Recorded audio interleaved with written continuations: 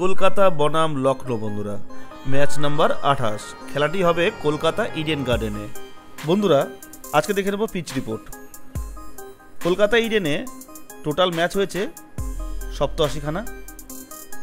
Batting ফার্স্টে জিতেছে 37 খানা, আর সেকেন্ড ব্যাটিংয়ে জিতেছে 50 বার জিতেছে, আর টাই 0। এই মাঠের এভারেজ স্কোর হচ্ছে ফার্স্ট ইনিংসের 164। তাহলে বন্ধু এটাকে যদি আমরা গড় করি 185 রান দেখতে পারা যাবে। এতে প্লাস হতে গেলে হার্ডলি 90। তো দেখা যাক বন্ধু, আজকে হাই স্কোরিং ম্যাচই হবে। ব্যাটিং পিচ এবং ব্যালেন্স পিচ বলা চলে। তো দেখা যাক কত স্কোর হয়। আমি একটা টার্গেট দিলাম 185 থেকে 90। চলুন প্রত্যেকটা প্লেয়ারের রিসেন্ট ফর্ম দেখে নেব। প্রথমে দেখব কলকাতা প্লেয়ারদের রিসেন্ট ফর্ম। প্রথমে হচ্ছে ফিল সল্ট, উইকেট কিপার। ভালো একটা উইকেট কিপার এবং ভালো বিধ্বংসী ব্যাটসম্যান। 3টা ম্যাচে মোটামুটি রান ছিল, একটা ড্রিম টিমে ছিল, লাস্ট ম্যাচে 0 করেছে। একে আজকে আমরা টিমে রাখবো 100%। তারপর আসবো সুনীল নারিন। লাস্ট ম্যাচে একটা উইকেটের সাথে প্রথমত রান করেছিল 27। তার আগের ম্যাচে 85 1 উইকেট, তার আগের ম্যাচে 47 1 উইকেট। প্রত্যেকটা ম্যাচে খুবই ভালো করেছে। একে আমরা 100% টিমে রাখবো বন্ধুরা। অসাধারণ বল করে, একটা বল হিসাবে তো খুবই ভালো। তারপরেও এক্সট্রা বেনিফিট যেটা হচ্ছে প্রথমে ব্যাট ধরতে এসে একটা রান করে দেওয়া যাওয়া। একে আপনারা ক্যাপ্টেন ভাইস ক্যাপ্টেনেও রাখতে পারেন। তারপরে চলে আসবো আঙ্গক্রিস রঘুবংশী, বিধ্বংসী ব্যাটসম্যান বন্ধুরা, মারাত্মক ব্যাটসম্যান। 2টো ম্যাচ খেলেনি, আর 2 ম্যাচে একটা 24 আর একটাতে 54। দারুণ ব্যাটসম্যান, আপনারা একে ভরসা করতে পারেন। একেও আপনারা ক্যাপ্টেন ভাইস ক্যাপ্টেনে অবশ্যই রাখতে পারেন। তারপরে চলে আসবো আন্দ্রে রাসেল, দারুণ একটা অলরাউন্ডার। ইডেনে একটাই ম্যাচ খেলা হয়েছিল, সেই ম্যাচে 64 এবং 2টো উইকেট নিয়েছিল। মারাত্মক প্লেয়ার অফ দ্য ম্যাচ হয়েছিল। একে আমরা 100% টিমে রাখবো। সেই মাঠেই খেলা বন্ধুরা, তাই এর রিসেন্ট ফর্ম দেখলে হবে না, এর দেখতে হবে এই মাঠে কেমন খেলেছিল সে। তারপর চলে আসবে শ্রেয়াস আইয়ার। খুবই কমজোরি পারফরমেন্স গেছে এবার, 39 18 34। একটা ক্যাপ্টেন হিসাবে বেটার করা উচিত ছিল। আপনারা রাখতে পারেন টিমে, এভারেজ রান করে দিয়ে যায়, ড্রিম টিমেও থাকে। তারপর চলে আসবে ভেঙ্কটেশ আইয়ার।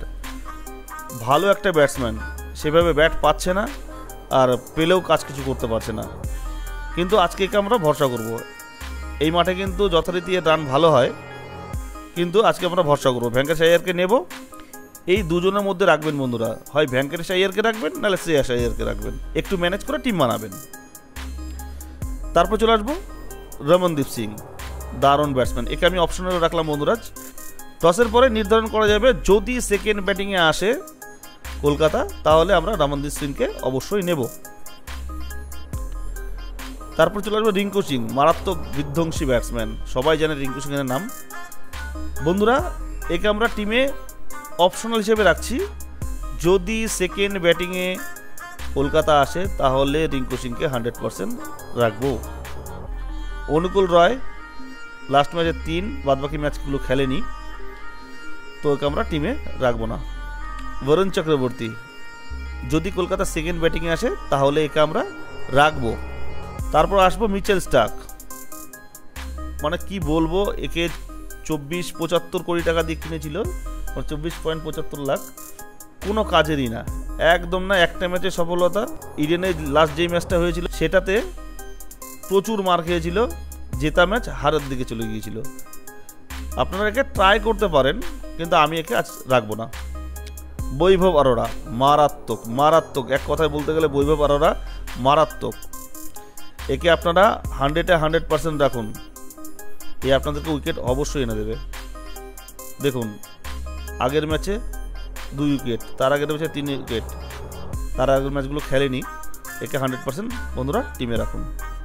লখনৌ প্লেয়ারদের রিসেন্ট ফর্ম দেখে নেব। প্রথমে দেখে নেব কুইন্টিন ডিকক, ভালো একটা ব্যাটসম্যান। 54 81, 2টো ম্যাচে ভালো রান করেছিল, বাদবাকি ম্যাচে রান নেই। একটা কথা বলে রাখি বন্ধুরা, একে টিমে রাখতে পারেন। একটা মাইনাস দিক বলে রাখি, কলকাতা ইডেনে এর রান খুবই কম এবং খুব আউট যায়। এবার চিন্তাধারা আপনাদের কি করবেন। আমি টিমে রাখবো না একে। তারপর চলে আসবো KL রাহুল। KL রাহুলের এভারেজ রান সব ব্যাপারেই ভালো আছে, একে আমরা 100% ঠিক মানে একে আমরা 100% টিমে রাখবো। এরপর চলে আসবো দেবদত্ত পাডিক্কল। একটা ম্যাচেও ভালো রান নেই বন্ধুরা, একে আমরা টিমে রাখবো না। তারপর চলে আসবো মার্কাস স্টোয়নিস, অলরাউন্ডার, মোটামুটি ক্ষেত্রেই ভালো, একে আমরা টিমে রাখবো। ওপরে যেহেতু ব্যাটিংয়ে আসে এই জন্য একে টিমে রাখা যায়। তারপর চলে আসবো নিকোলাস পুরান। দেখতেই পাচ্ছেন বন্ধুরা, লাস্ট ম্যাচে খালি 0 করেছিল, বাদ বাকিতে সুপার পারফরমেন্স, একে আমরা 100% টিমে রাখবো। দীপক হুডা লাস্ট ম্যাচে 10 রান করেছিল, একে আমরা রাখবো না। তারপর চলে আসবো 7 নম্বরে আয়ুষ বাদিনী। লাস্ট ম্যাচে দারুণ একটা পারফরমেন্স করেছিল, একে আপনারা টিমে রাখতে পারেন। তারপর চলে আসবো কুনাল পান্ডিয়া, একটা ভালো অলরাউন্ডার, সফলতা ভালোই আছে, 3টা উইকেট, 43 রান, একে আপনারা টিমে রাখুন। তারপরে চলে আসবো আরশাদ খান। লাস্ট ম্যাচে 20 রান করেছিল, উইকেট পায়নি, দারুণ বলার, একে আপনারা অপশনাল হিসেবে রাখতে পারেন। তারপরে চলে আসবো রবি বিষ্ণই, স্পিনার। এই মাঠে স্পিনার মোটামুটি চলে, আপনারা একে ট্রাই করতে পারেন। ইয়াশ ঠাকুর, দুর্দান্ত পারফরমেন্স, একটা ম্যাচে খালি শুধু উইকেট পায়নি, একে আপনারা ট্রাই অবশ্যই করুন। তারপরে চলে আসবো নবীনুল হক।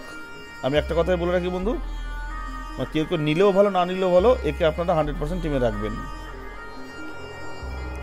বন্ধুরা দেখে নেব ইডেনের লাস্ট ম্যাচ যে খেলাটা হয়েছিল, এই খেলাটাতে আমিও গিয়েছিলাম খেলাটা দেখতে, খুব সুন্দর ম্যাচ হয়েছিল, হাড্ডাহাড্ডি টক্কর হচ্ছিল। কলকাতা জিতেছিল 4 রানে, 23 মার্চ খেলাটি হয়েছিল, দারুণ পারফরমেন্স। 20 ওভারে প্রথমে ব্যাট ধরে কেকেআর করেছিল 208, 7 উইকেটে। তারপর হায়দ্রাবাদ 204 করে ম্যাচটা জিতেই গিয়েছিল প্রায়, মানে একটু খানিকের জন্য, বলে না একটু খানিকের জন্য, মানে সম্পূর্ণ রান করে দিয়ে আসলো লাস্ট পর্যন্ত, 4 রানটা সময় উইকেট গেল। প্লেয়ার অফ দ্য ম্যাচ হয়েছিল আন্দ্রে রাসেল, এই জন্য একে আজকে ক্যাপ্টেন ভাইস ক্যাপ্টেনে আপনারা অবশ্যই রাখতে পারেন। হাই স্কোরিং ম্যাচ হবে বন্ধুরা, আর কলকাতার ফেভারে ম্যাচ থাকবে। এবার দেখে নেব এই দুটো টিমের মধ্যে head to head performance, Kolkata এবং লখনৌর মধ্যে হেড টু হেড পারফরমেন্স।